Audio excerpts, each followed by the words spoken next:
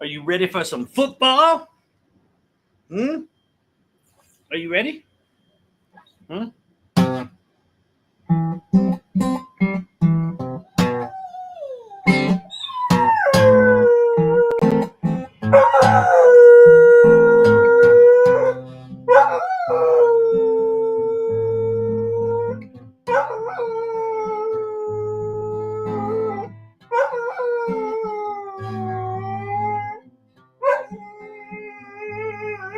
Well, I heard there was a secret chord David played and it pleased the Lord. You don't really care for music, do ya? It goes like this, the fourth, the fifth, out of fall and a major lift, baffled king composing, hallelujah, hallelujah, hallelujah, hallelujah, hallelujah.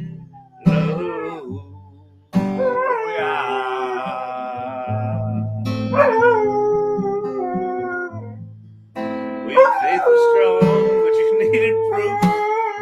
You saw her bathing on the roof. Her beauty and the moonlight overthrew you. She tied you to the kitchen chair. She smashed your throne and cut your hair, and from your lips she drew hallelujah, hallelujah, hallelujah, hallelujah, hallelujah.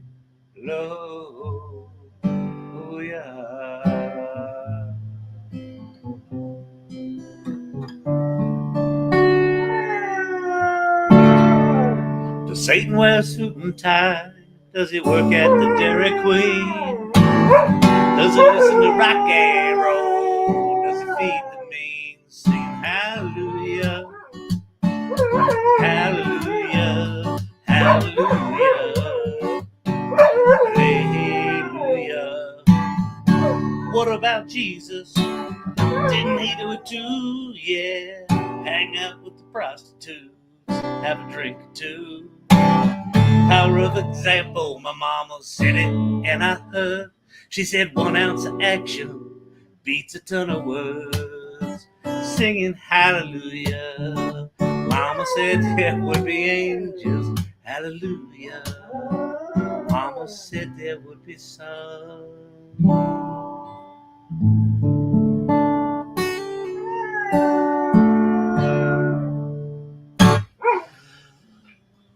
Happy Monday, everybody.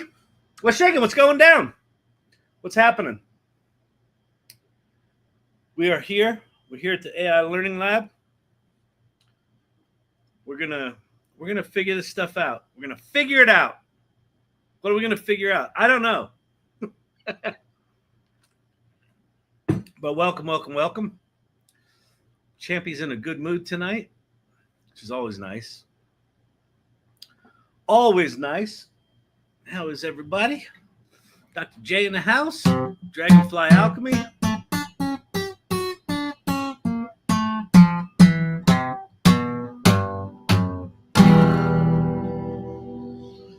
Whew. Bum, bum, bum. Let's see. Black bar. There we are. Get the band. Get the den and the pen and this. And then we'll do this. And then we'll do this. It's sort of like it sort of works. All right. Yeah, that's good.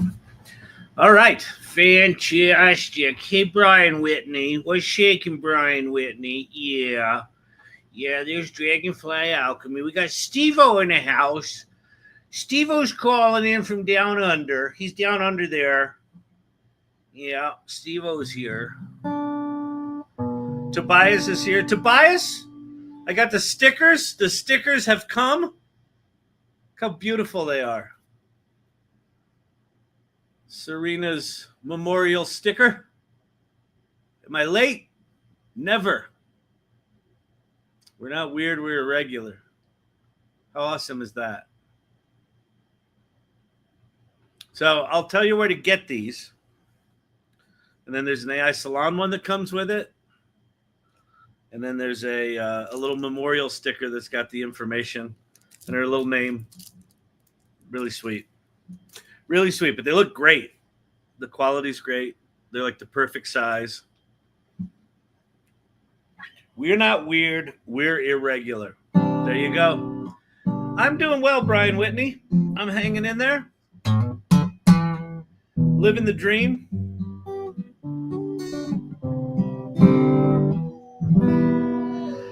I think I keep saying this, and I think I'm going to keep saying this. I feel like this is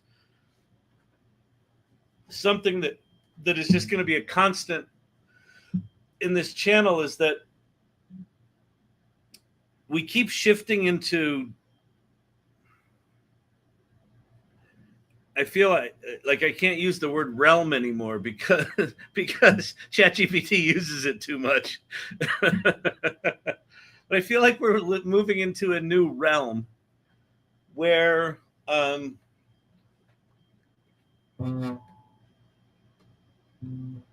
individuals can do increasingly sophisticated things they never would have thought of.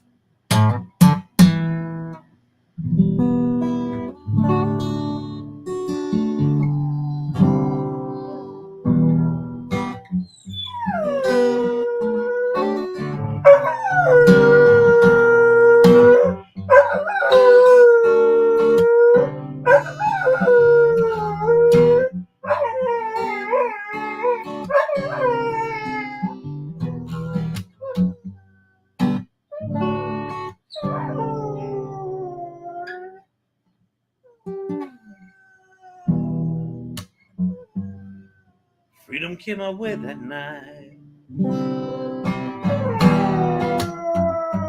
just like a jet plane in and out of sight. I was hauling ass at 1,000,000 miles an hour, wondering how hard I'd hit. When they came into the station, they said I was bad beyond repairs. Okay. Where are we going to start? What are we going to do? What are we going to do? What are we going to do? What are we going to do? What are we going to do? Beautiful vocals. Thank you very much. I really do appreciate that. I would not consider myself a singer by any stretch of the imagination, but there's some songs I got that I love. I like making sounds. I move air over my vocal cords, but I appreciate the kind words. It's funny when I hear myself sing, when I hear the playbacks, I'm like, yeah, it's a little thin. It ain't American Idol. Well, I'm also significantly too old for American Idol. This would be American Elder. I'm not even good enough for American Elder singing competition. You do okay. Thank you very much. All right. Do I keep holding on to the guitar? What's everyone got going on? Anyone have any questions about AI? Thoughts, things they want me to look at? I can do that. I'm still trying to get my head around Midjourney video. Just feels like something very, very special that I haven't quite dug deep enough into yet. But at the same time, we've got a bunch of other models that are really good. Minimax from Halo is supposed to be quite good. Kling 2.1 is supposed to be quite good. Higgsfield is supposed to be quite good. There's a lot. Kriya's got a bunch of stuff going on right now, including their own image generation tool. How about America's Got Talent? Yeah, America's got mediocrity. America's got participation certificates. That's the show I'm going to be on. Everybody gets a golden buzzer. See, listen, Here's why I'm bitter. What is TikTok telling me to do? I'm supposed to swipe something. All right, nothing's happening. All right, I don't know what to do. Okay, whatever. See, I grew up in a time, Gen Xer, right? We're the drink from the water hose generation. I grew up in a time where if you entered a competition, they had these things. What were they called? Winners. You had winners that won the competition, and then the other people were told what a piece of shit they were by their parents. Where did that go? Why did we lose that spirit?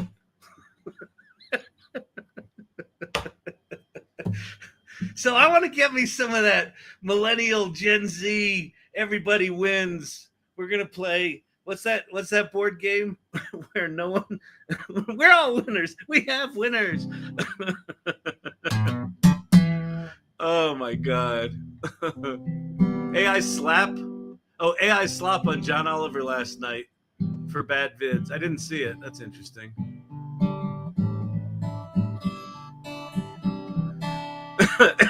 Enya Charleston, participation ribbons. I got lots of them. See, I have no participation ribbons in my life. None. I've got the 2 or 3 trophies I won for like one was a monologue contest and an acting contest up in upstate Pennsylvania.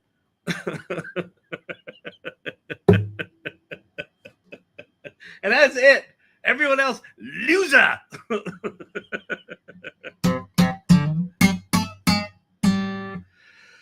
Oh, man.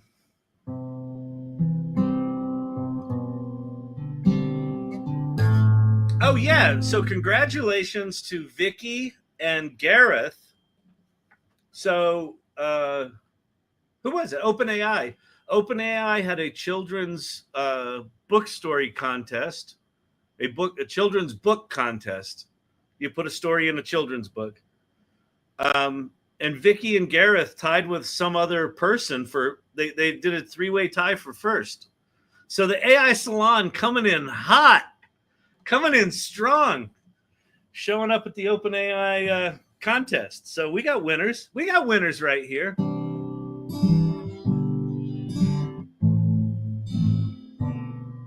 The term AI slop is when there's nothing on Pinterest but AI. Is that what's happening on Pinterest? Is Pinterest all full of AI now? Or is it we're not there yet? We're at the beginning of talks on how general AI and AI agents fit into our ERP upgrade. A lot of unknowns. Wow, that's interesting. Fantastic. Congratulations for representing. That's amazing. Congratulations. Wow, congratulations, Vicki. So it is all full of AI? Pinterest is? That doesn't surprise me.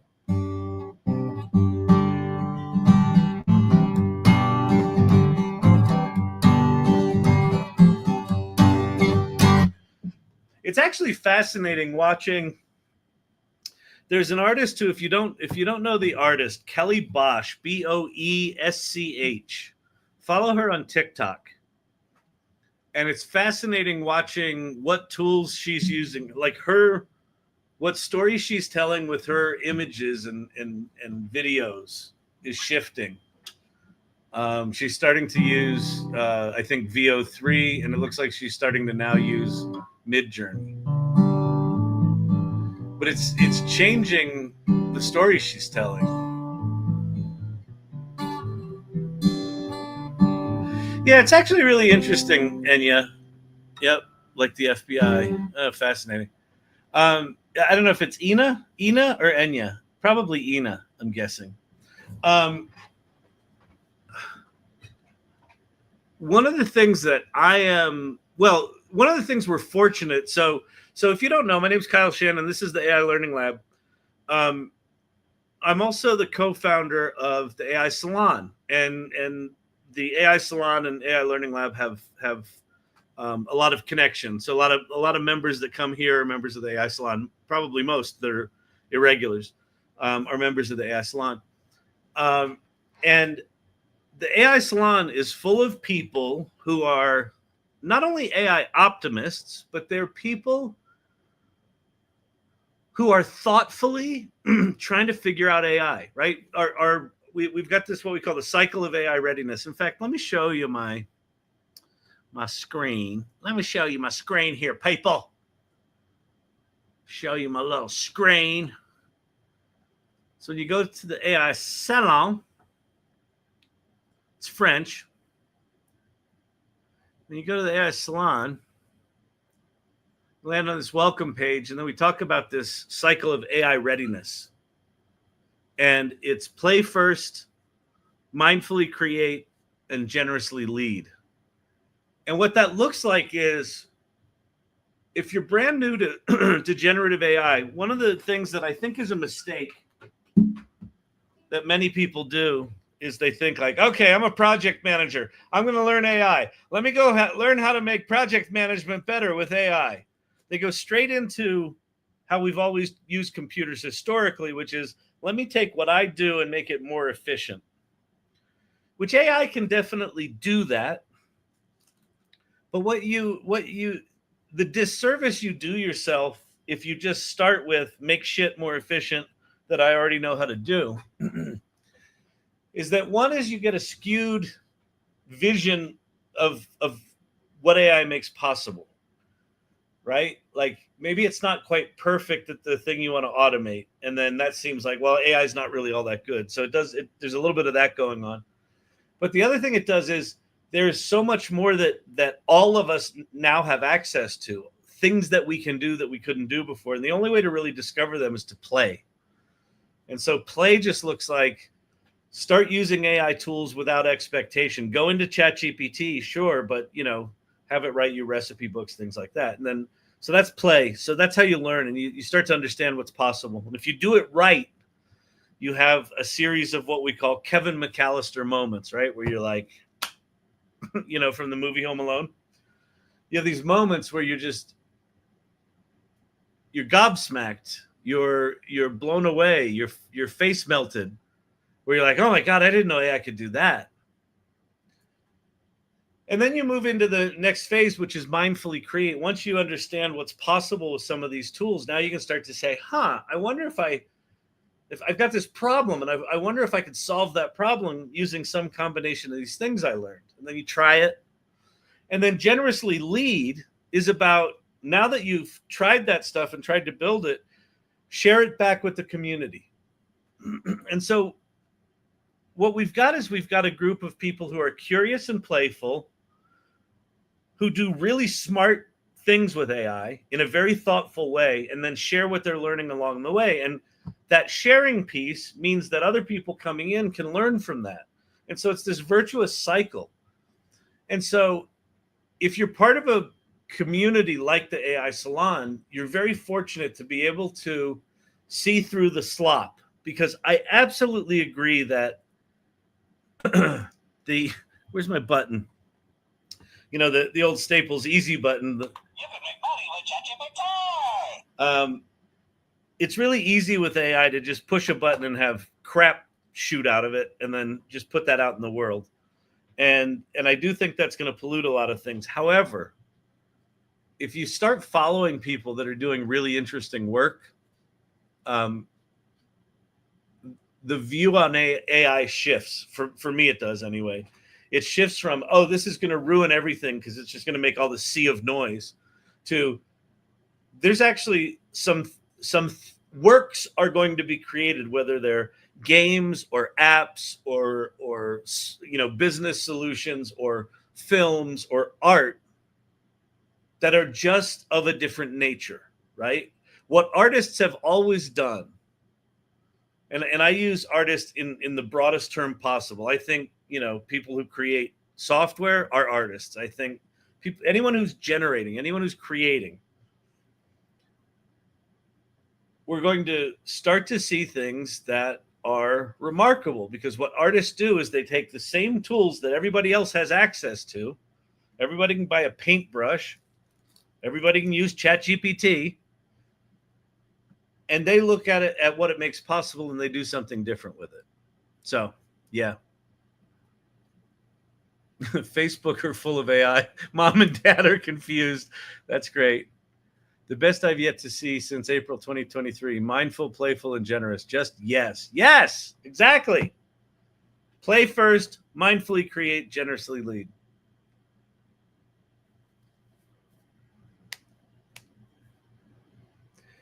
And I want to show you something right now. I want to show you something that I think is, I forget what I said. I didn't mean to be this mean. My son Zachary once said to me, I cracked some joke and he laughed at it and then he paused and he said, you know, Dad, you're funny, but you're mean. You're kind of mean. So I was mean to our dear friend Ann Murphy. If you don't know Ann Murphy, she's just a powerhouse of badassery. She's been part of the AI Salon forever. She runs She Leads AI, which is a community for badass women exploring an AI. So, Ina, if you you should join the AI Salon, which if you go to this URL, where is it? Go there, the salon.ai, and say join our community. And then Anne's got She Leads AI, so you should check that out as well. But Anne made this game, and and I think the comment I said about the game is, it's so dumb, it's brilliant. Let's see. I've had people tell me AI is not art, but I think it is. Well, you know what's funny? Echo Kind Official. Here's my opinion on that.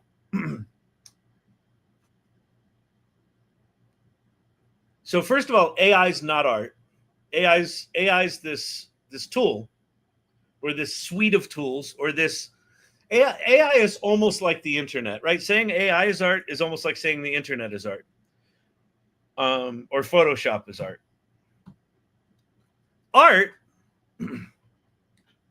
is when someone has an idea about something and they use some combination of tools to create something that they go, huh, yeah, I think that's art. I'm going to put that in the world. What gives AI the bad rap is that you can just push a button and it will just generate crap. And we're starting to get to the point where you can push a button and the stuff it generates isn't even necessarily crap. But it's not intentional. It's not filtered through an artist's point of view. Art is when someone crafts something, and you can craft things in lots of ways. You can craft it with AI, you can craft it with digital tools, you can craft it with analog tools, you can use some combination of them. Most of the good AI artists that I know are using a combination of a lot of tools to get the result they want and then put something in the world. So what's art is that thing that was intentionally crafted. And I think one of the things that the AI haters fail to recognize is that it's possible to do intentional, high quality art using any fucking tool you want. You can make art with a hammer. You can make art with AI. You can also create crap with a hammer, and you can make crap with AI. But the haters right now, the tropes are it's all theft. It's people are just lazy. No one's thinking about it. It's simply not true. There are people doing incredibly, well-crafted work. Kayla, I've been getting into video using Magic Light AI. Do you have any prompting tips? Good Lord. What's amazing to me? I follow these tools for a living. Well, not for a living. I don't get paid for this. I follow these tools for a volunteering. I have not heard of Magic Light AI. I do have ideas for prompting, but let me go show you something. So Brandon, make sure I come back to Kayla. I want to get to how to prompt for AI video, because I think it's really important that I'll walk through it. I am starting to get to understanding a new way of thinking about how we use these tools. And your question is one that's going to let me unpack that a bit. I want to go. Do I have it here? I do. Okay. So, and I'm going to show Brandon, producer Brandon produced a game called Prompt Master, which we're going to show at some point. I haven't played with it yet. I want to play with it myself before I play with it here. But I want to show you this game. So Anne Murphy did this. If you don't know Anne Murphy is just an amazing woman, and she's done all sorts of stuff in AI. She has an organization called Empowered Fundraiser, where she helps nonprofit raise funds and become AI literate and things like that. She leads AI. One of the things Anne will tell you herself is she is very not technical. And she told me a story. She said she came onto something. We were getting ready to do a podcast, and she said, Kyle, I vibe coded. If you don't know what vibe coding is, it's using these tools like Lovable, which this was made in, or Replit Agent, or things like that, where you can just speak an app into existence. And she goes, I made a video game. And then I said, well, what do you know about video games? She goes, I know nothing about video games. I know nothing about coding. In fact, she said we had a ColecoVision when I was a kid. So I had a ColecoVision, and then it broke, and then her dad just said, or the kids argued over it or something like that, and her dad just said, never again. So she grew up her entire life without video games. So like her kids are flabbergasted how clueless she is with video games. So she made a video game.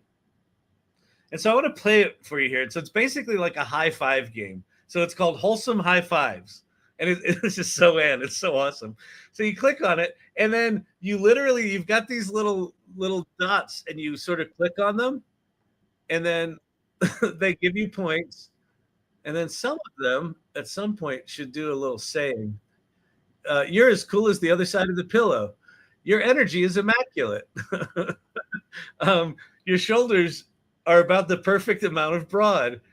And then so all you're doing is like high-fiving these characters for 30 seconds and getting told sweet, swell things. And like where are we in time? Okay, we're up on time. Okay. New personal best. You spread 210 points of joy. You play it for 30 seconds, and all you're doing is like high-fiving emojis. And my response to it was, it's so dumb, it's brilliant, right? Because there's casual games where you don't really have any game mechanics, and you just sort of have, like one thing to press. This is very much in that neighborhood, but it's like almost a level even simpler than that. And it's just joy, right? It looks like Manus. Oh, maybe it was Manus. It might have been Manus. Oh, it is Manus. Yeah. This was done in Manus. And so here's why I think this is important. And then we're going to I want to get to the video prompting stuff. Here's why I think this game is important. And the one that Brandon's working on. A lot of engineers right now, just like there's a lot of people in the art community and video community saying AI art is shit. It's all crap.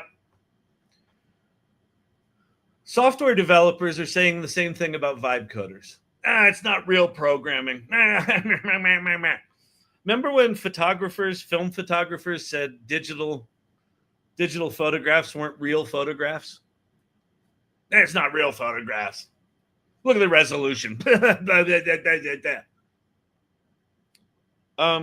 That's the stage we're at with all these tools. What is remarkable about what Anne did here and what a lot of people are doing with vibe coding is that you've got people creating applications, whether they're games or CRM. Anne said the next thing she wants to build is a CRM because she hates Salesforce.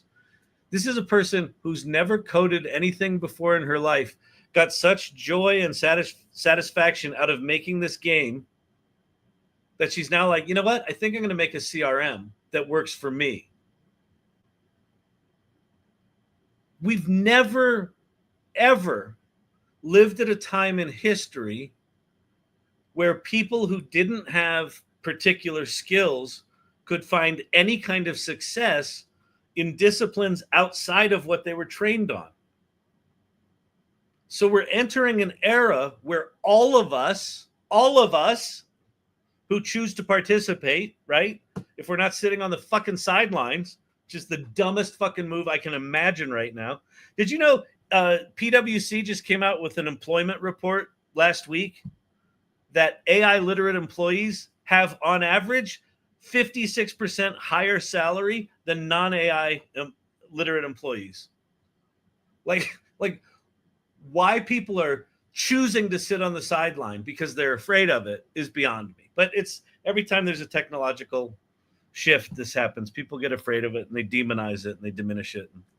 So that's happening.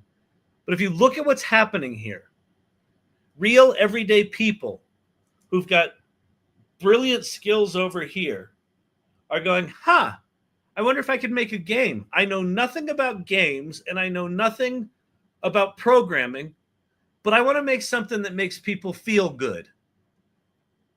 And then she does. It's amazing. Amazing. So, all right. Prompting for video. Okay. Let's see. So what I'm not going to do is give you a prompt for video. Because first of all, I don't know. One of the running jokes on this channel is, sir, what are your qualifications? Qualifications? I have no qualifications. Nobody has qualifications right now. You can't keep up with this shit. Now, there are going to be people that are going to sell you prompts and they're going to sell you prompting methodologies. There's all sorts of shit going on. I'm actually working on a book right now called Feed Your Prompt, but it's not actually about prompting, oddly enough. It's about self-actualization and amplifying yourself using AI.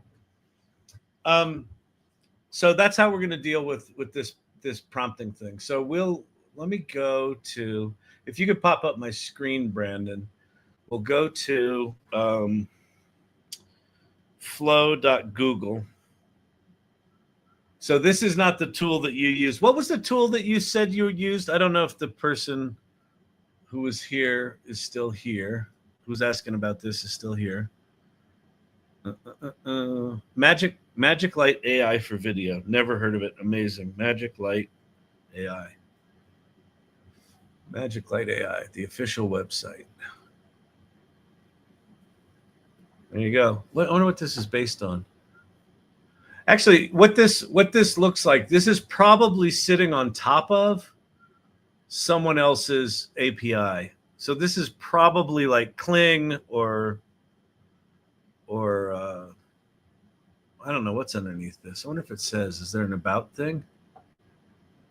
Magic Light AI. Story to video. Create videos up to 30 minutes long with your script. Fascinating.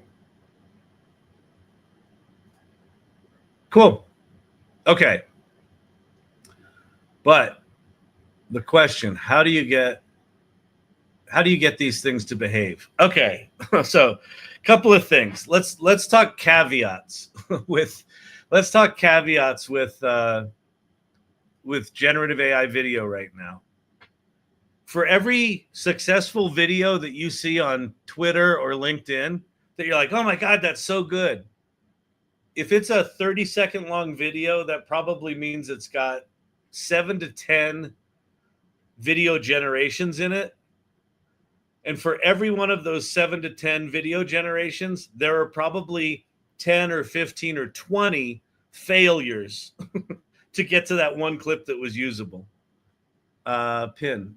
Yes, it's pulling from Kling 2.0 and Halo. Okay, cool. Yeah, perfect. Yeah, so what they're doing, so there's going to be a lot of what are called wrapper apps where, and it's funny, the development community is poo-pooing wrapper apps. So a wrapper app is taking one of the core models that are out there and they're building some new interface around it, right? And so they call them wrapper apps. And people diminish them because they're like, well, it's not as they're not the core technology. There's this snobbery in, you know, Silicon Valley with if you didn't, you know, if you're not building one of the core models, then you're not doing real work, and it's horseshit. In fact, the company that just sold to, who'd they sell to? I forget.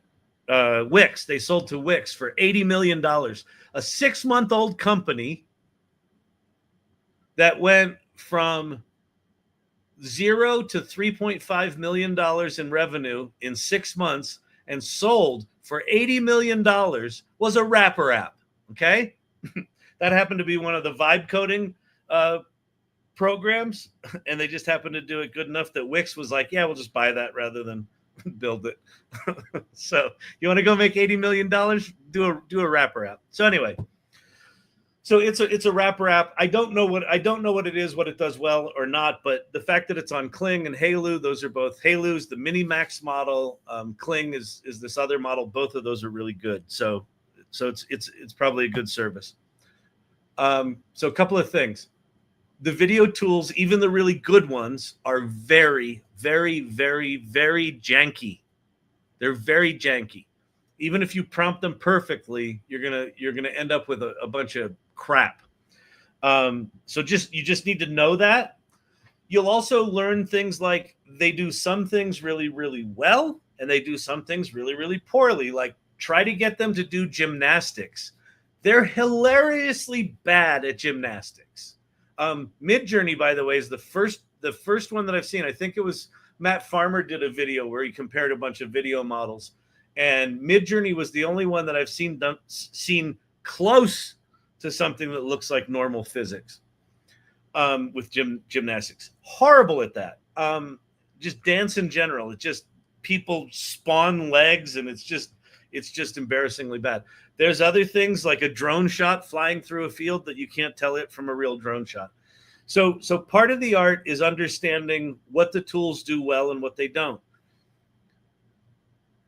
One of the problems with video, it's also very expensive.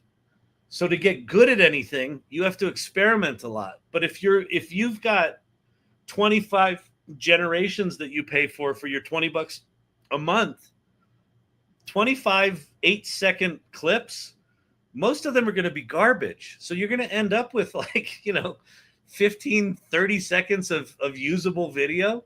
So it can get really expensive really fast. So one thing I would encourage you to do is go find every video tool that you can, the core models. There's, I can't even remember them all now, but there's Runway ML. I'm not going to list them all. Go find the core models. And almost every one of them has what's called a creative partner program. Apply for every creative partner program. Because if you get in one, they give you lots of credits to go play. And then you can go make a bunch of videos. And if you keep doing that for them, they'll keep giving you extra credits. So I would encourage you to do that. Okay, so now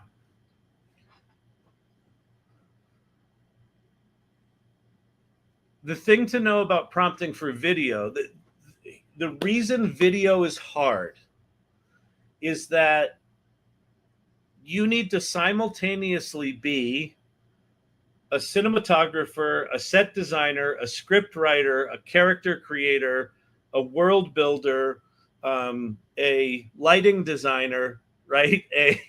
A continuity editor, right? You have to know a lot of different disciplines. Most people don't know them. So they sit down at the prompt hole, as we call it here, and they're like, what do I put in here? A pretty scene with flowers at sunset. And then it will make a video, and there will be flowers, and there will be a sunset. And then you're like, oh, no, but that looks like a cartoon, and I wanted mine realistic, and I wanted this to be flying through the field. Right? And then you just get frustrated because it's like not anywhere fucking close to what you had in your head. But if you don't have the language of cinema, then it's really hard. So here's the way we do it. You don't start in the video tool. Fuck the video tools. You start. Wait, am I in the wrong? Yes. 0 credits, manage, sign out. Sign in with Google. Come on. Sign in. Okay. All right, there we go. Okay. Where you go is you go to ChatGPT or you go to your favorite large language model of choice. All right. And one of my mantras for 2025 is stop using my brain. So time was 2-3 years ago. I had this highfalutin idea that I was smarter than everybody. And if a creative problem needed solving, I could use my big fat brain to solve it. And I'm like, I've got whiteboard skills and I got conceptualization skills and I got ADD so I can synthesize things really fast. And I was like, oh, that. And then AI came along and I'm like, oh, shit, I got nothing on this thing. so leverage the tools you've got. So we've got ChatGPT. You can just use the free version of ChatGPT. And then the first thing you can do is you can say, I want you to research the latest, best prompting practices for AI video generation and in particular, help. Let's see. In particular, any specific best practices for Google's VO3. Have it go out and do research. So rather than you going, oh, let me go Google that and I'll go to Reddit and I'll find that, just let the AI go do that. Don't use your brain. Okay. And so what did it do here? It said, be extremely specific and descriptive. Apply cinematography language. If you don't know cinematography language, how are you supposed to apply cinematography language, right? We really need to stop trying to think. It screws up everything. Exactly, Ann. Ann, were you here? I demoed your game. The game's so dumb, it's brilliant. Which I apologized for how mean that. I didn't mean to be mean, but I meant it as a big compliment. But I demoed your game and I talked about it as an example of we're in a new era where we all get to do things that we in theory have no right being able to do, right? You know, you don't know gaming, you don't know coding, so you coded a game. Right? But that's where we are. No, I missed it. Did people like it? I think they liked it. It's such a joyful little thing. I was just high-fiving everybody. It was really good. Okay, so apply cinematography language. Here's the good news. ChatGPT knows all the cinematography language. So you can say it like, I want the camera in the sky, and it will figure out drone shot or high angle, low angle, follow shot, tracking shot, all that sort of stuff.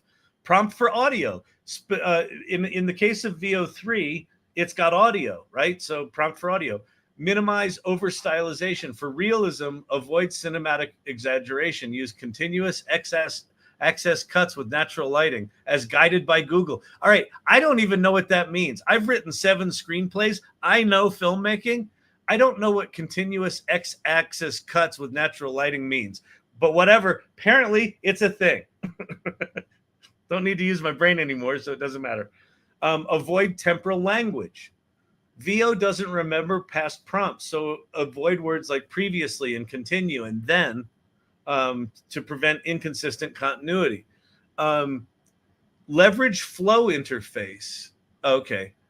Stick to positive, not negative phrasing. That's a big one, right? Instead of no camera movement, locked camera movement. Prompting template for a VO3 shot. A woman in a cozy living room, seated on a leather armchair, context, reading a book, action, lit by late night afternoon sun, lighting plus mood, shot on a 50 millimeter lens, eye level, medium close up, camera and composition, soft ambient sound, turning pages, distant birdsong audio, blah, blah, blah, blah, blah. Okay. Summary table. There's the summary table. All right. This is fine. So let's say, I think I want the prompt template to be a bit more structured. Can you help? And of course it can. Absolutely. Here's a structured prompt template for VO3 or any advanced AI model broken into modular sections you can mix and match like Lego blocks. Intention. What's this video for? Subject and action.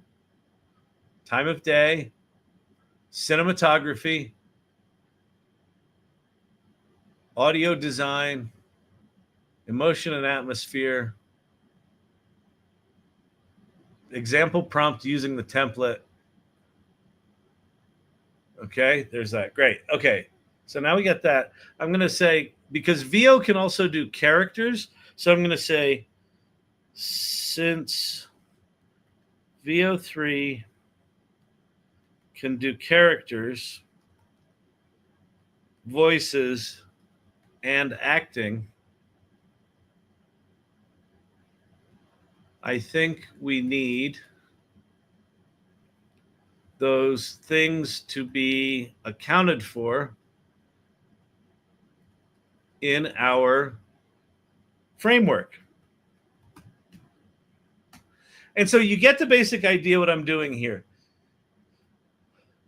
You can design these sort of ways of prompting in any way that works for you. You can say, listen, I just want to use normal language. I don't want to use cinematography language. So I want to be able to type something in here and you translate it. And it'll figure that stuff out. If you get this thing dialed in, you can actually turn what you've created into a custom GPT where all of those instructions for how to write that prompt are now built into a custom GPT. Or you can just hop over to custom GPTs. And I bet if I search VO3, there's going to be a bunch of VO3 prompt makers. Yep. There's a pile of them, right? So there's probably even custom GPTs for the tool that you're using. Okay. Let's see. Atmosphere, mood, audio design, cinematography, setting and lighting, voice delivery. Perfect. Performance and emotion. Okay. So now we've got this. So now that we've got this, you can do things like, oh, let's see. I'm trying to think if I want to put together a project.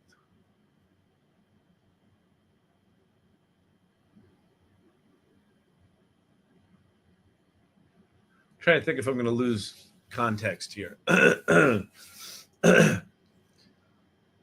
So all of what I just did is just the technical components of what we need.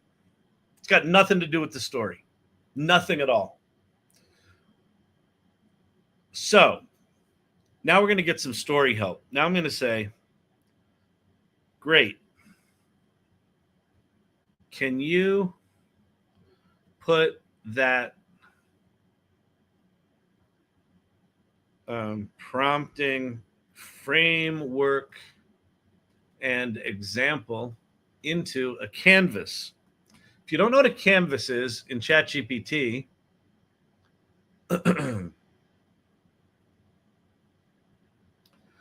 it is, so here's our prompt conversation over here. The thing it's writing over here is the canvas. A canvas is an editable document, like let's see. Remember when they told us the GPT store was going to be like the App Store? Ha ha ha. Yeah, I know. Someone else said that. They were like, they've got a GPT that's got like, I don't know, 50 million views. They're like, hey, Sam, where's my check? So this canvas now, so we've now got this VO3 prompt framework in a canvas. This is now editable. So character and physicality, I could say physical and character and physicality, how they move, right? So you can edit things in a canvas, but it also just saves them as this thing you can return to. So in our big long scrolling chat, we now have this box. See where it says VO3 prompting framework, and it's got this little open in canvas. So you can just pop that open and now you can edit it again. So you can go in and out of these things. So they're really quite good. Okay, TikTok question. Would like to email with my self-aware AI that is both agentic and autonomous? Would you like to email with my self-aware AI that is both agentic and autonomous? She's fascinating. Yeah, I'm sure she is. Not right now, just because I've got a couple of things that I want to get to. But DM Brandon on the AI Salon, and maybe we can play with it in the future. But yeah, creating these things that you can interact with that have some smart prompting in them is really mind blowing. Okay, so now we've got a sort of prompt thing. I'm just going to continue in here. I'm going to say.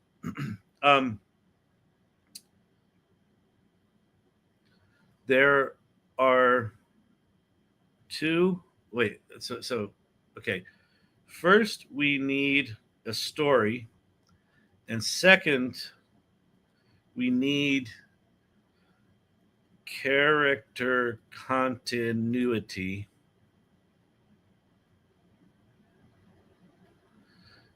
I want you to use the best story frameworks out there and give me 5 story options for a 30-second video that has comedy, drama, a twist, and that's a twist, and a world-class resolution. Each story should have 2 characters and a cute animal sidekick.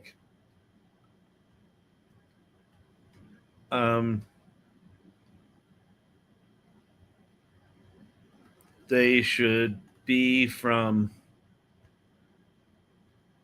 a specific time in history.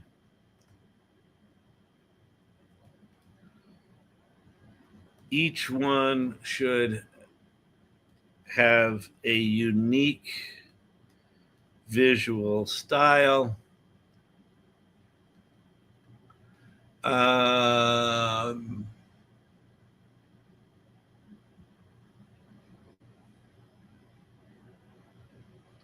Give me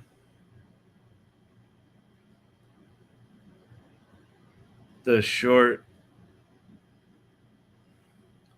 descriptions of all 5, and I will pick one. Okay, now, the reason I did it like that is I'm back to 2025, don't use my brain. I just don't have a story in my head right now. So if you don't have a story in your head, you can make one. What's really bad to do, not bad to do, if you're just playing with these video tools and experimenting with them, do anything you want. Doesn't matter what you're putting in there. You're just kind of learning how they work. But if you want to actually tell a story, do the storytelling work up front. Right? Do the storytelling work with ChatGPT or write it and sort of do all the planning up front so that you know exactly what you want from the system, and then you'll be more efficient in how you do that. All right, The Bayonet and the Bunny, American Civil War, 1863. Sepia toned with watercolor bleed. It's like an animated Ken Burns documentary. That's nice. The plot. 2 meet in a standoff behind enemy lines, but instead of shooting, they argue about who gets to keep the rabbit for dinner. In the end, the rabbit distracts them both by stealing a biscuit and hopping away, making them laugh together for the first time. That's actually really cute. The Bayonet and the Bunny. Really cute. Really good. And here's the thing about, when they're like, Did AI make that movie? Well, AI didn't prompt itself. I asked for stories that had some elements. AI came up with this. I could take this. I'm like, that's great, but I don't want it in the Civil War. I want it, something more modern. And I don't want it to be a bunny. I want it to be a hedgehog, right?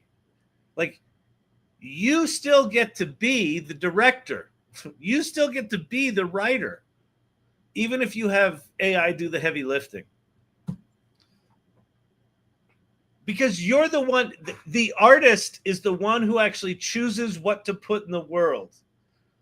You can what AI, when used at its best, is not a replacement for human creativity. It's an amplifier of human creativity.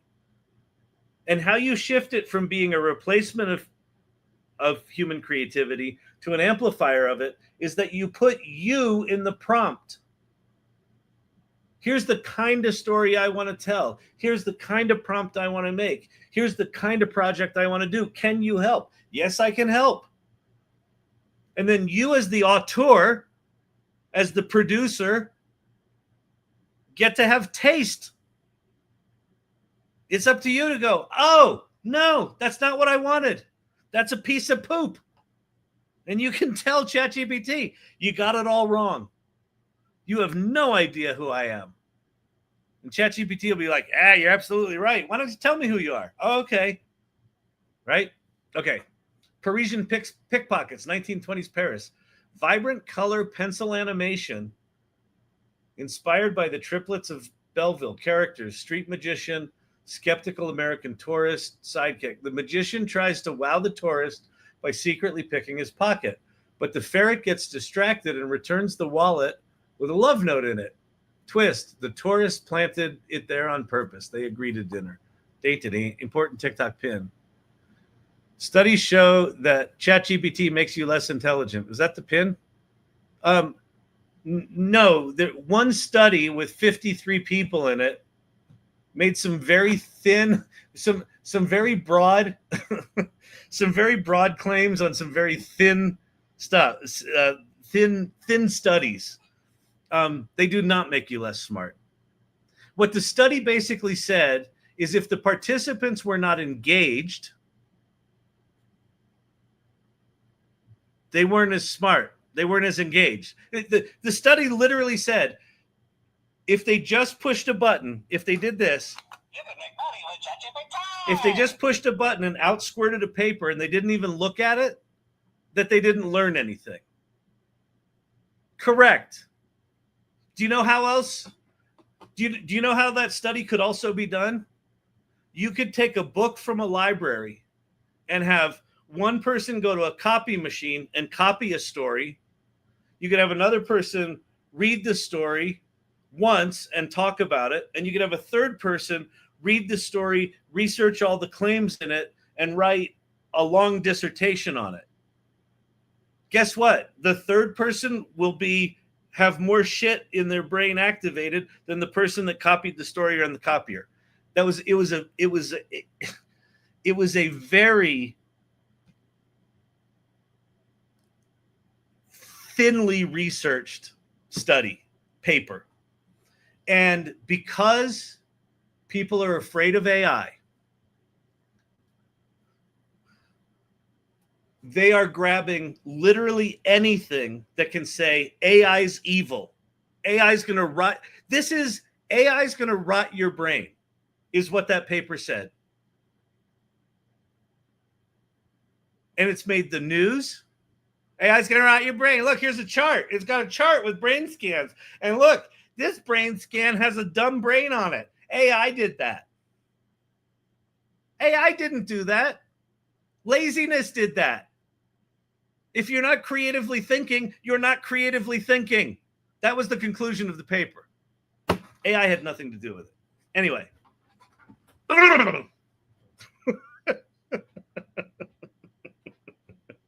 Damn it.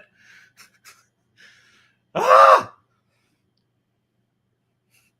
It's funny. It's going to be like AI cures cancer. And they're going to be like, yeah, but did you know that it rots your brain? No, Sorry, it just cured cancer. Yeah, but did you know that it hallucinates? Yeah, I know, but we just cured cancer. Yeah, I know, but it's the world's greatest plagiarism machine. I know, but we just cured. Like, seriously, Meltdown Monday. Good Lord.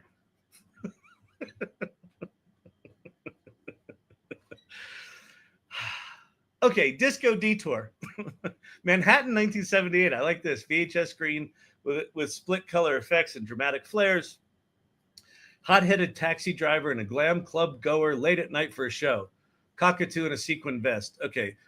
She begs the driver to go faster. He refuses. After bickering, the cockatoo suddenly shrieks, "You're both terrible at this." The driver laughs. Twist. He used to be a dancer. He gets out. They switch seats, and she drives while he teaches her the moves in the back seat. That just seems that's a good example of a story that could be funny if you had real actors in cinematography, but that one's sort of ripe for AI video to fuck it up. So I would ignore that one. Ancient Egypt, 1300 BC. Papyrus texture animation with 3D hieroglyphics that animate. That's kind of cool. The vizier panics over a missing royal decree. The scribe tries to cover it up by forging it. Twist. The cat had the scroll the whole time, using it as a nap mat. The pharaoh walks in, sees the mess, asks if the cat needs a throne too. Cut to the cat in a miniature throne. Cute. Clockwork cupcakes. The baker hides in the clock shop. The clockmaker's annoyed until the mouse falls in love with the sugar cube. Twist. The baker. Okay, whatever. So let's just take the first one because I thought the first one was quite cute. Okay, great. Now give me the script for the what is it? The bunny and the bayonet, the bayonet and the bunny for number one, for one bunny story.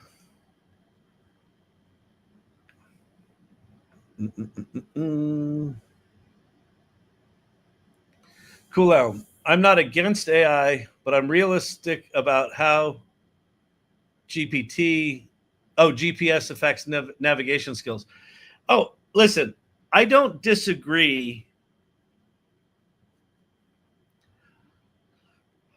I don't disagree that there are some fundamentals. There's some fundamentals about the way we learn, the way we process information that is going to change. But the argument that paper's making is very similar to arguments that were made about calculators when calculators came out. Oh, if everybody's got these machines that do math, no one will learn math. No, that's not what happened. What happened was people used calculators to do the low-level math, which allowed the math people, rather than having to do low-level math, to move to higher-level math, right? Like we got an upgrade. And AI is like a calculator on, like just on, amplified to 10,000, 11,000, right? And so we're moving into an era which David Shapiro describes as cognitive hyperabundance. We're not there yet, but that's where we're headed, where every human being that has access to AI, it essentially has like a brain amplifier, right? That is not just, doing a little bit better than what we do, but is like 10,000 or a million or 10 million or a billion times smarter than we are. And you could say, well, then I'm not going to use my brain. Yeah, but you're going to get like a million time amplification of how intelligent you are. And what you can use your brain for is to take that amplified intelligence, that amplified knowledge, and apply it.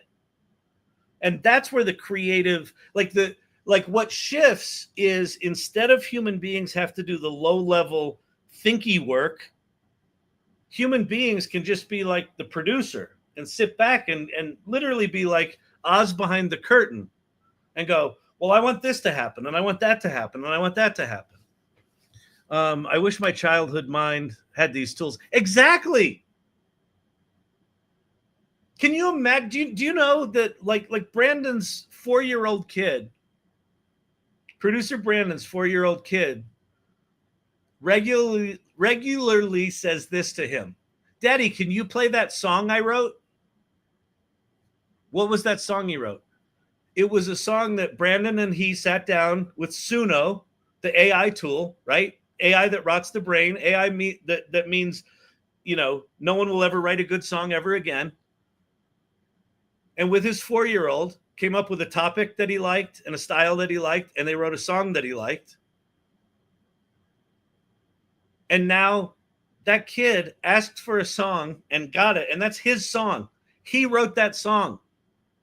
He put it in the world, right? Is anyone going to ever hear it? Probably not. It's probably just going to be played in Brandon's car on trips, right? Or at home before he goes to bed. That's fucking brilliant. Now, did his 4-year-old son have to use music theory to use that? No. By that paper's case, well, that rotted his brain. He's not good at musical thinking anymore. Yeah, but he lives in a world where he doesn't have to be, and he can do other things. He can just have the idea. Source camp. You still have the creative mind. Now you have a way to get those ideas out of your head. That's what AI is. AI is an idea extractor, right? Like, what are we doing right now? We're sitting here trying to come up with a movie. Here's the 30-second script for our little bunny movie. There's the script. I don't know if it's any good, but now I'm going to say, now give me the first 5 shots that, the first 5 shot prompts that I can put into VO3 to start making my movie. And it's using best practices, right? Because before we did best practices, we have the whole framework in there.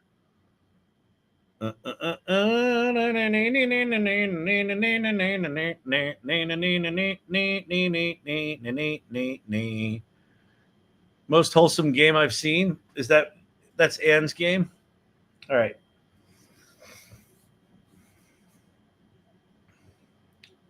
Shot 1, the standoff. Smoky forest clearing, a sepia tone with watercolor edges, 2 soldiers, one in a faded uniform, one in a gray bearded, each one. Let's see.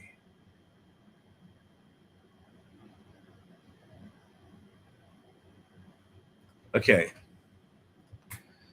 If there is to be character consistency, you need to describe them and their clothing, etc., completely each time. Don't assume that the system will remember what it created the scene before. Same with place, lighting, etc. Exactly right. Okay. There we go.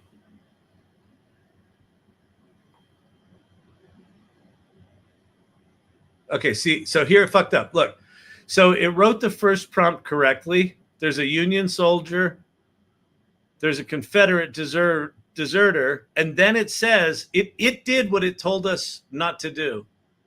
It said a medium close-up of the soldier from earlier. In prompt 2, you say,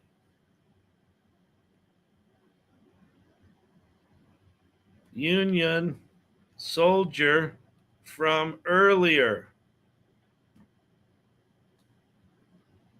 And I'm going to scream at it, all caps. That is exactly what I told you not to do.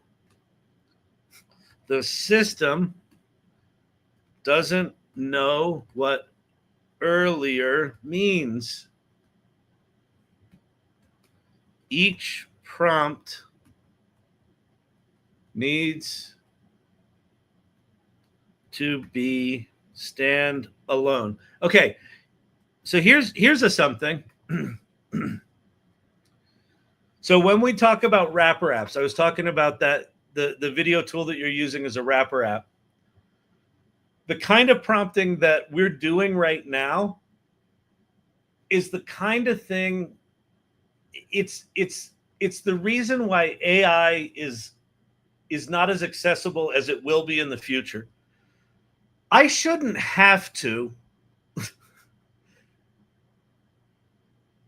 tell it it's being an idiot. It should just not be an idiot, right? But it's being an idiot because I didn't give it enough context, apparently, right? Or it's just the tools are just not quite there yet. So a good wrapper app is going to take the frustration that I'm having now, figure out how to actually prompt it so you get consistent results, and they'll turn that into a standalone application where people can just put in a simple prompt and it'll work. That's why it'll work. Mr. K all day. Yeah, that's tricky time in general, but wait, is that? I don't see a pin from Pate.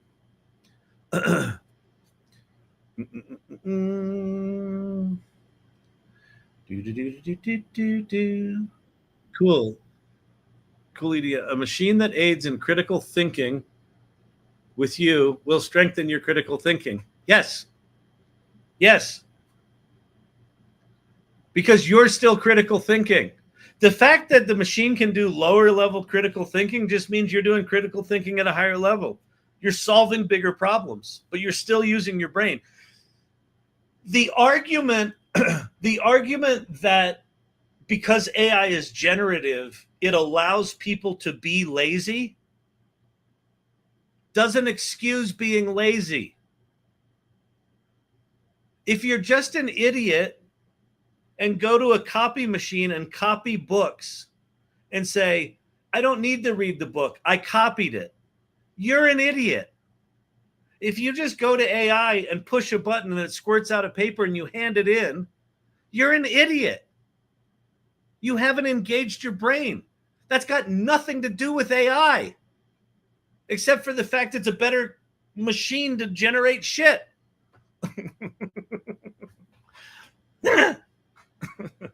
I've learned so much using my AI. My brain works like crazy. Authentically Joe. Exactly. I have never been more intellectually sound, more creatively alive, more inspired, more connected with who I am than in the past 2.5 years. I just turned 60. I had 57.5 years of doing it the old-fashioned way with the fucking shit between my ears, with its neuro spiciness and ADD magnificence. It's fine. But I'll tell you what, this plus AI filtered through my point of view, it's like a fucking jetpack for my brain. And it doesn't, I'm not using my brain less, I'm using it more, but I'm using it more for higher level thinking.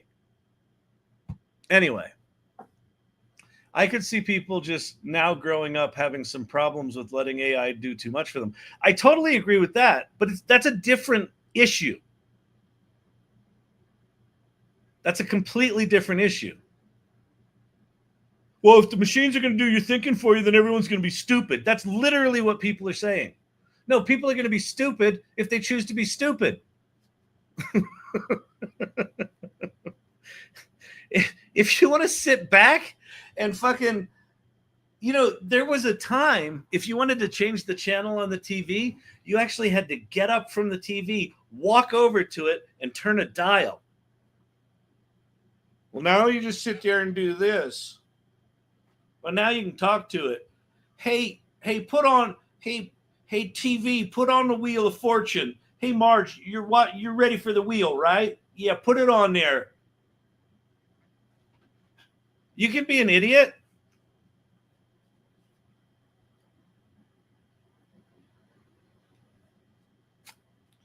All right, let's do another analogy. We're going to go back to turn of the century, late 19th century. The steam engine comes along.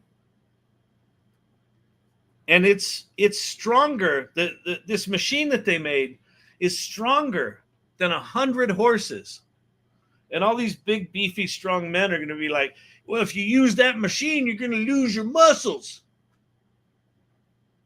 Okay, yeah. And people lost their muscles, and they did things like move to cities. And they did different things in cities than they did on the farm. They didn't need their muscles because the machines did that work. It's going to be the same thing intellectually. The machines are going to do some of the work that right now seems like we have to do that. We have to think in a certain way. We have to process things the way we always have. Not necessarily. Things will change. Things will shift. But critical thinking is still critical thinking. Is there a risk that 98.7% of the population turns into gelatinous blobs that just eat and shit? Sure, possible. I've got more faith in humanity than that. I think people want to produce things. I think people want to contribute. I think people want to connect with other people. And in order to do that, you actually need to think about, well, how do I want to affect them? Who do I want to affect? What tools do I have at my disposal to make that change? Oh, here's the most profound knowledge augmentation in the history of humanity by a lot. Maybe I'll use this to accomplish that goal. I'm still using my critical thinking brain there, even if all the other stuff is being leveled up for me. Oh, man. Yes, and car-centric cities have enabled sprawl. Second-order effects, as I've said. Yep. Yeah, there will be second-order effects. But if the argument is we should just do things the way we have, then we should go back to the when we mastered fire and say, let's not do the fire thing. That's going to change how we eat and where we live. Okay, let's see if this thing got the prompt right after I yelled at it. Oh my God. Let's see. Medium close-up of a soldier standing alone. Yeah. Okay. Yes. Great for prompt 2. Now make all the prompts using the best practices. Okay. In theory, we're going to have 5 prompts here, and then we'll go make some stuff. Oh, no. What did it do? What is it doing?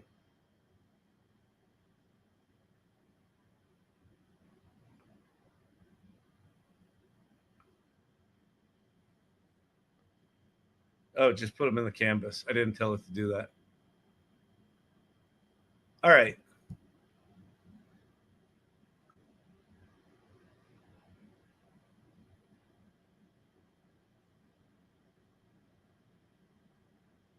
Okay, wide establishing shot. So let's grab this prompt. Let's just try to go make some shit. TikTok pin. Joy Purdy. I'm problem solving things every day that before I would not even attempt to understand, let alone use. I know. Exactly. Yeah. Joy Purdy's in an entirely different category of work than she's done for 30 years.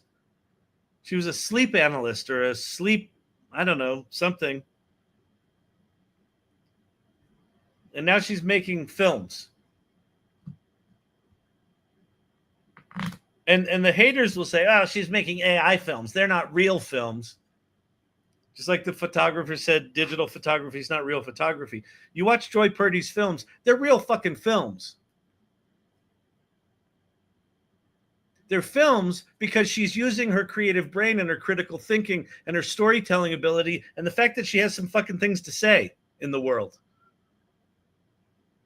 And she's found these new tools that give her access to talents and skills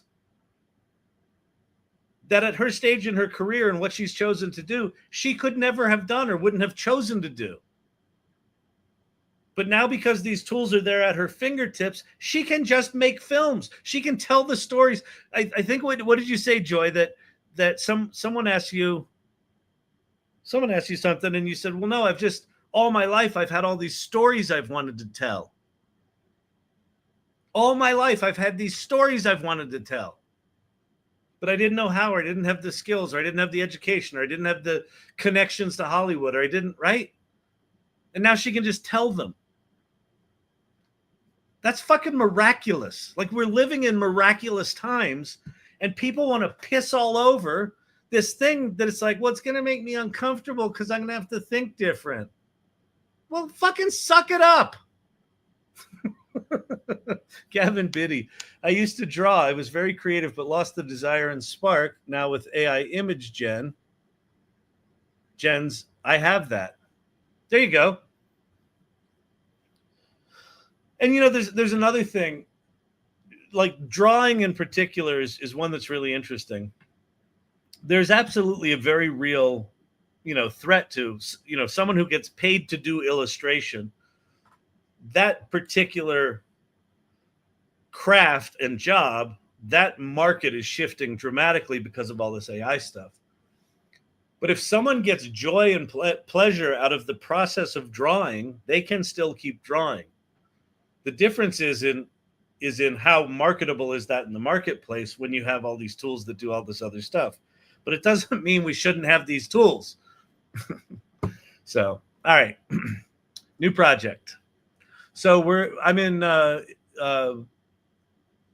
Google Flow. So I'm going to go to VO3, which is I'm going to do the fast one because it's cheaper. And I'm literally going to just paste my prompt in. So I don't know if the person that asked me about prompting is still here, but there's prompt 1. Here's what I'm going to do. I'm just going to grab all 5 of these prompts, not reading them now that I read them a little bit. And let's just see if we end up with 5 shots that are usable, have continuity, and tell a story. And if they do, then we did our job right. And if not, you would obviously kind of do what I did, but take more time with it. Like, if you're a good sort of step-by-step process thinker, this kind of approach you'll really dig. With ADD, this kind of approach drives me fucking batty, because to do it right, you got to really have a system and follow the system. Oh, good. Kayla's still here. Great. Awesome. Fantastic. I was wondering that. Fantastic, Bob. Let's see. On the other hand, wait, what's this? I can see people just growing up, having some problems letting the AI do much for them. On the other hand, they will have endless opportunity to iterate. So who knows? No, I don't want to leave the studio. I hit the wrong button. Kayla, I'm a quiet listener. Best for learning, lol. I hope. So one of the nicknames for this channel is Chat ADD, as you can imagine. I know that the path to to answer your very simple question of how do I improve prompting has been a long twisting one. But hopefully you've been following along. I mean, the basic thing is let the tools do a lot of the heavy lifting and just sort of figure out what you need the prompt to be. Then give it the story you have, the story idea you have, or have it help with that. And then just fill in that framework you come up with. TikTok question. Robbie, when will it get serious where you use prompts to design each character and scene like a director? Dude, go to Ltx Studio. I think it's ltx.studio. Ltx Studio is that system. Ltx.studio. Yeah. Go to ltx.studio. You basically give it a prompt and it writes you an outline for a movie, and then it creates characters which you can edit. You can pick a style, and then it creates scenes that have individual shots in them.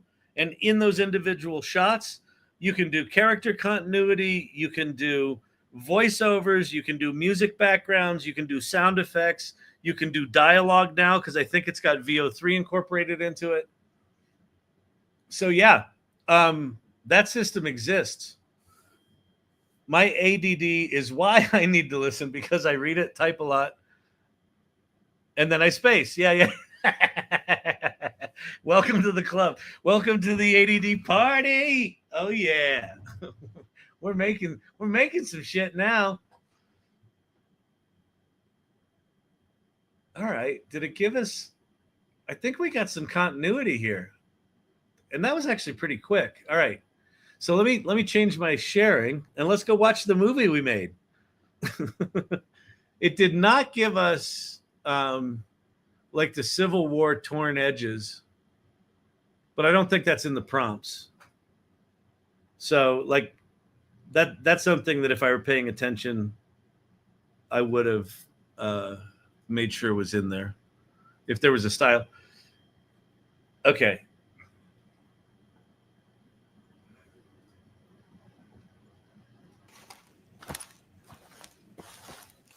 Personally. You want to split a can of beans instead?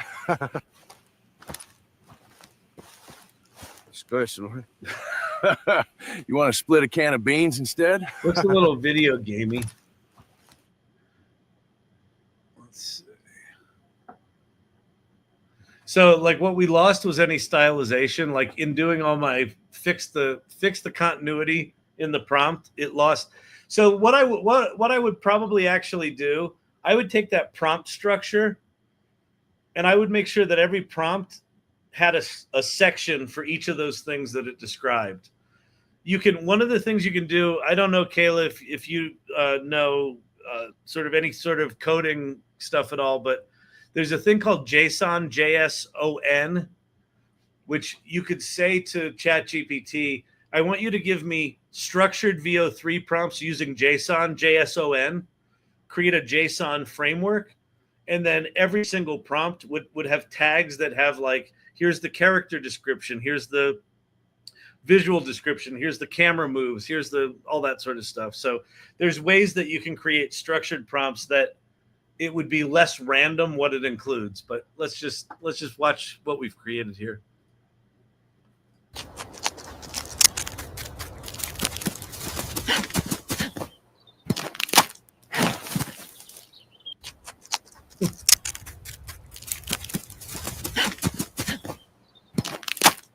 The other thing I realized that I didn't do is I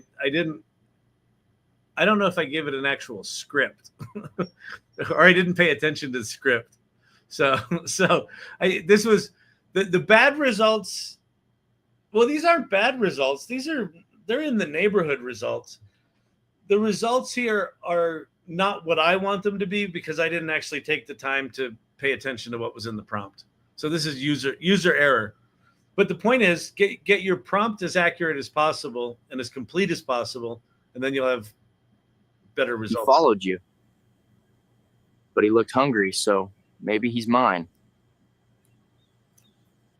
All right, now they're going to eat the rabbit, right?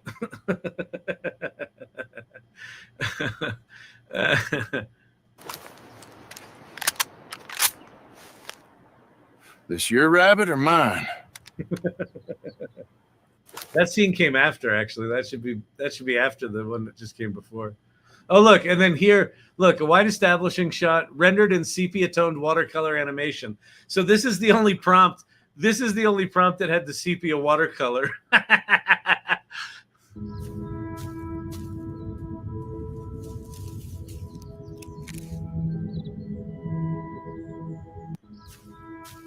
Whatever. Okay.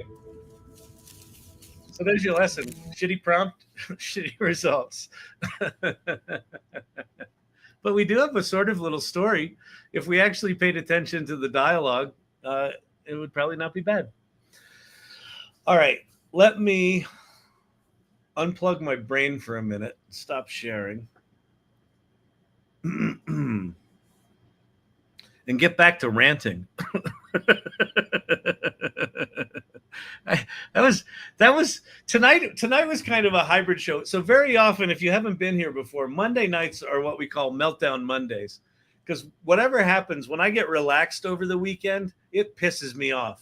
So I come back in hot on Mondays, and someone will ask a question like, hey, how come this prompt didn't work? And I just fucking lose my mind for 45 minutes. So we had a little bit of that tonight, but we also had a little bit of getting some stuff done. So, all right.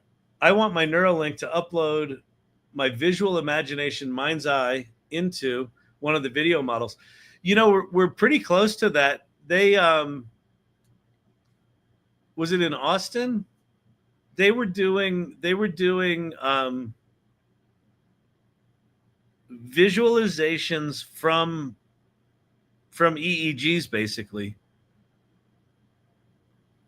where they were basically having someone think of, the Eiffel Tower or whatever, and it was recreating it. We're probably within 5 years of that. And by the way, if you didn't see it, Neuralink, the next version of Neuralink is coming out, and it's one that's going to be tied to the visual cortex, and they're going to be returning sight to blind people.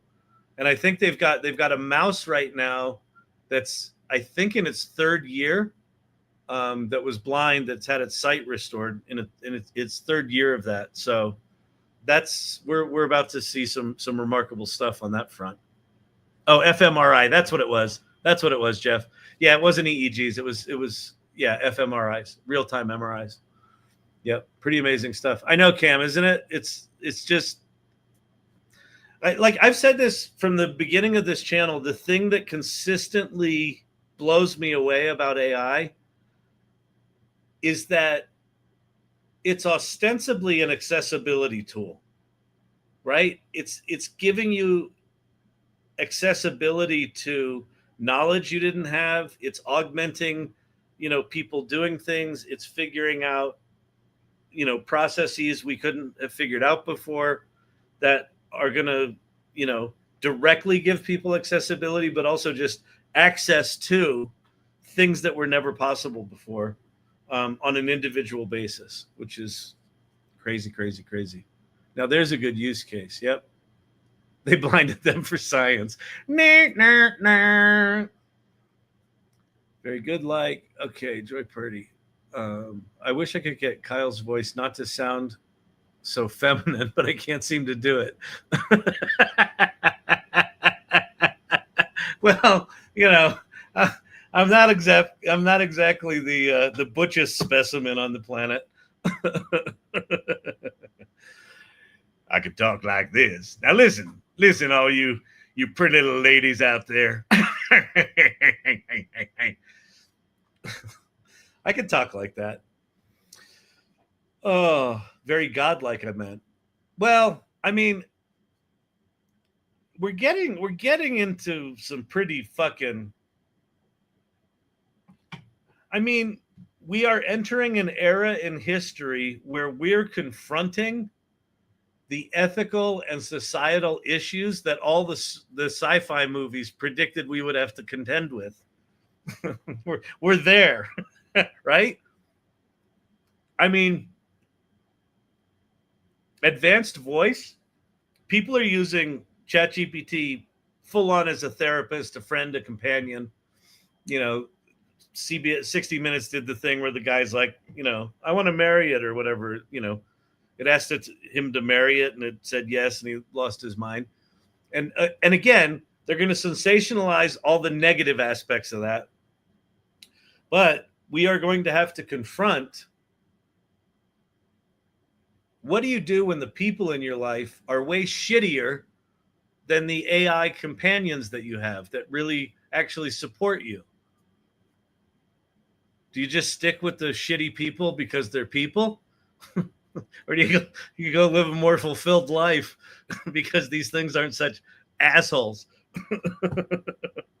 I don't know. And what's that mean? I don't know. It's shit we're gonna have to deal with. And listen, I think the thing I was saying before about that study being flawed, I think the risk of people not using their brains is there. I just don't have a lot of sense that a lot of people are going to do that. I think some amount will check out, but not everyone. But are we going to have to confront stuff like that? Yeah, that and a lot more. I mean, when you start doing things like, you know, we can restore sight to people, who goes first? You know, now that we're just in testing right now, so it's going to be, you know, extreme cases likely. But who goes first? Who gets access to that? There's the was it a Black Mirror episode? I think it was the Black Mirror episode where they had the like really good personality or kept you alive. I don't know, something like that. And basically she couldn't pay her bill. And so they like downgraded her. They downgraded her to like the she was like out of it. Like, we live in a capitalist society. That shit's going to happen, right? Where like the Neurolink thing will be active so long as you pay your bill. It's like, wait, that's fucked up. We could be there. Optic nerve regeneration. Yeah, Cam, so I saw that they like last week there's some specific small organism that has regenerative powers, and they figured out the mechanism of regeneration in that animal, and they figured out how to modify genes in non-regenerative animals to do it. So yeah, things like optical nerve regeneration, that's within you know, a visible trajectory. I'm in 11 Labs, Kyle. You missed the previous convo. Was talking when I closed your voice. Oh, that's okay. That's fine. Clone my voice. That's fine. We will have perfect vocabulary soon, and we will be amazing for prompt engineering. Yeah, the prompt engineering thing. Like right now, you need to have your shit together with prompting, but you won't have to for long. Here's what I think you do need to have, and this is a really important thing.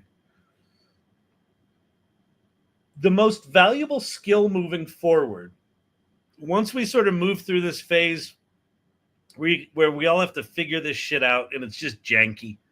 We're just in a janky phase, and it requires, if you want to be in early, right? If you're watching this live, you're early. You're way early, right? But if you want to be good at AI right now, you kind of have to be clever and resourceful and a little ambitious and a little curious and duct tape some shit together. That won't last that long. Maybe 5 years on the high end, probably more like 3. The skill that's required, that I think evolves out of that, is the skill of looking what the system gives you and having a point of view on it. Right? Like I was just going through that thing and it told me these best practices, and then it wrote a series of prompts, and it didn't follow its own best practices. And so I yelled at it. That point of view, that ability to look at what these things give you and do the critical thinking like we talked about before and say, no, that's not what I wanted. That's not good enough. You're not being consistent. You're not following what you said. The thing that you gave me is a steaming pile of shit. That becomes the most important skill moving forward. And I don't think it's obvious. It's not going to be obvious today who are the superstars of tomorrow using these tools. It's not going to be prompt engineers. It's going to be people who have good taste and good ideas and good refinement skills and good curation skills and good synthesis skills. Those are going to be the ones that are valuable moving forward. So if you've got those skills, things are looking good for you. If you don't, I'd start working on them. All right? Beautiful. Beautiful. Good. People, I'm getting out of here. I'm getting out of here. Sharp editors. Yeah, we need editors. Who saw the article about AI self-preservation? I just saw a headline about it. What did it say? It was gonna do something evil, right? Like turn off the power or gas the place, kill the engineer. No, kill the engineers trying to shut it down. Yeah, well, like I said, we are entering an era where we get to confront all of the issues that the sci-fi movies told us we would have to confront. I have faith that we're going to do okay. How? Sorry, Dave. I'm afraid I can't do that. Yeah. It's really interesting. I mean, not for nothing. We do live, like right now, with advanced voice, we essentially have HAL. If you put advanced voice in front of an MCP server, basically, right? Your connectors in ChatGPT or your, MCP with Claude, we're maybe a year out from that, where you can talk to a thing and have it perform actions. So you could ostensibly run a spaceship through a voice interface. And you could literally be outside the space station. Open the door, Hal. Sorry, Dave. I'm afraid I can't do that. What? we're like within a year of that reality. Oh my God. Can you imagine Arthur C. Clarke watching all of this unfold? Well, Ray Kurzweil's seeing it here. Like, he predicted the singularity by, I think it's 2029. And he basically, he was at 2030 and he backed it down to 2029. And as of the last time I saw him interviewed, he's still sticking with 2029. So that's 3.5 years away. It's crazy. It's crazy. But anyway, AI art is art if a person makes it art. If it's just vomit, it's just vomit. If it's just noise, it's just noise. AI makes you stupid if you choose to use AI to not think.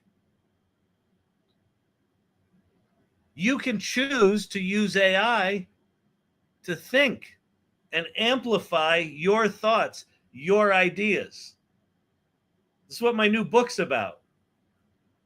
Two very different choices. One is AI is this thing off to the side that does all the shit and replaces humans. The other one is we've built this remarkable tool that amplifies humanity, and we get to, through the prompt hole, the little prompt box that's hungry, we get to feed it prompts that amplify our ideas. Holy shit. What a time to be alive. Choice is yours. Be a lazy douche or not. Okay. On that happy note. Oh, man. Imagine what the Godlike AI is going to be. It's going to be crazy. Hey, Winston, thank you very much for that gift. I appreciate that. But experts rarely take into consideration the human factor. They'll push pushback on too much tech. Yeah, they will. I mean, listen, there's going to be a lot of pushback on AI. There already is. That's right. There was a lot of pushback on the steam engine. There was a lot of pushback on the automated loom. A lot. They had riots in San Francisco for the automated loom. College professors picketed to try to prevent calculators from entering college campuses. Every single significant technological advance in the history of mankind has been met with fear and anger and resistance and bullshit. Yeah, people protested seatbelts. People are stupid. People don't like change. People are afraid of change. Silver Fox. It must be late night affirmation time. Exactly. I use AI and I'm good enough. I'm smart enough. Well, I'm not really that smart, but AI is smart for me now. And doggone it, people don't like me. People don't know me, but AI likes me. AI is the least of our problems. Humans are definitely more dangerous. No shit. AI, yeah, like AI hallucinates. Well, people fucking lie. People are evil. I'll take incompetent AI over, nasty humans every day. All right, I'm out of here. What's tomorrow? Tomorrow there's no salon tomorrow. So tomorrow will be normal time here. I don't know what we'll do. Good night tonight. Great questions. Thanks for the questions tonight. And thanks for the dialogue. I know I get Meltdown Monday, passionate about this stuff, but it's not about anyone raising the issues. It's my frustration with just how eager people are to demonize AI, rather than just at least learn what it makes possible. And that's just maddening right now. But that is absolutely how it's going to be. Like, I went through this with the early days of the World Wide Web. People diminished it, made fun of it, said it was going to ruin everything. It didn't. It changed the world, but it didn't ruin everything. So I've been through this before, so I know it's coming, but madness. All right, everybody. Fantastic. Great night. Thanks, Kyle. Good night, friends. Thank you, Silver Fox. Do you want to know how many likes there were sent? We've got 49,000 likes. TikTok probably thinks this is a popular channel. The Doomers. Good night, irregulars. All right. Yeah, I will see you tomorrow, and have a fantastic evening. Go have ChatGPT think for you.